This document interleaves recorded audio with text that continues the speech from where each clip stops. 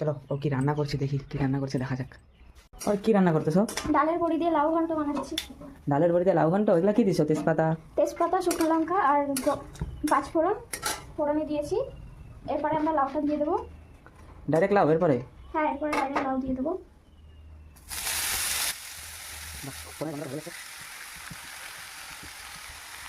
এবার আমরা নেড়ে মিশিয়ে নেবো ফোড়নের সাথে।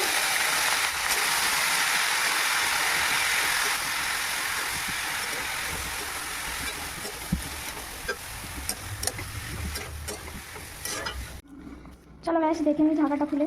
অনেকক্ষণ ঢাকা দিয়ে রেখেছিলাম, আরেকটা জল ছেড়ে দিয়েছি। এটা জল ছেড়ে দিছে অনেক। এর মধ্যে আমরা লবণ হলুদ দিয়ে দেবো। লবণ হলুদ? হ্যাঁ, এখন যাবে লবণ।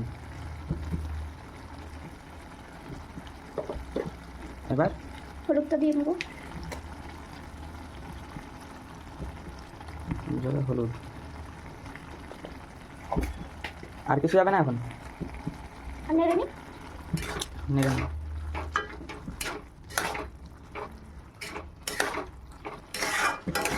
চলো এবার আরও অনেক কিছু অ্যাড করার পালা। আবার কি অ্যাড করবা? দাঁড়িয়ে তো ভিডিও করছো, দেখতে থাকো। আচ্ছা ঠিক আছে, আমি কিছু বলবো না, তুমিই বলো। এবার আদা বাটা আর কাঁচা লঙ্কাটা দিয়ে নেব।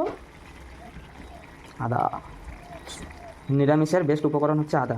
হ্যাঁ, আদা না দিলে টেস্ট আসবে না তরকারিতে। নিরামিষ মানেই আদা কি? হ্যাঁ, বাহ, আদা দেওয়ার পরে গন্ধটা তো ভালোই লাগে।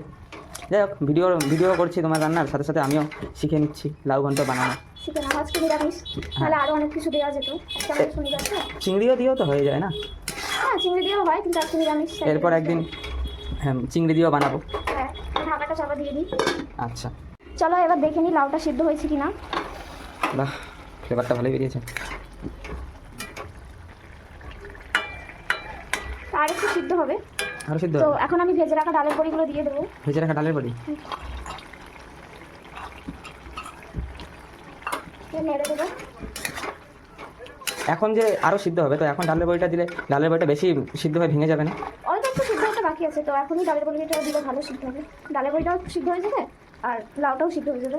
আচ্ছা, আবার ঢাকা দিয়ে দিই। এবার মনে হয় সিদ্ধ হয়ে গেছে, দেখে নিই।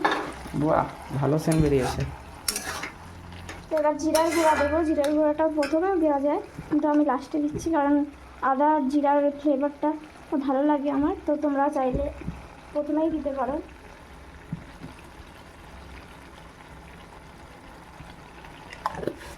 নেড়ে নেবো একটু, তো তরকারির সাথে ভালো করে মিশিয়ে দেবো। বাহ,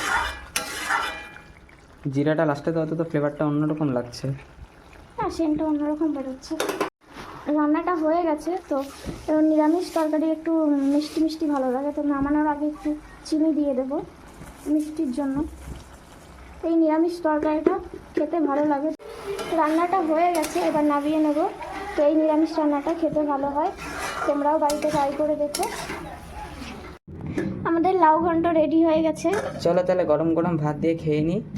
আগে স্নানটা করে আসো। হ্যাঁ ঠিক আছে, যাচ্ছি তাহলে। আর হ্যাঁ, একটা কথা, চ্যানেলটাতে সাবস্ক্রাইব করতে ভুলবে না কিন্তু। ভিডিওতে লাইক করে দিও।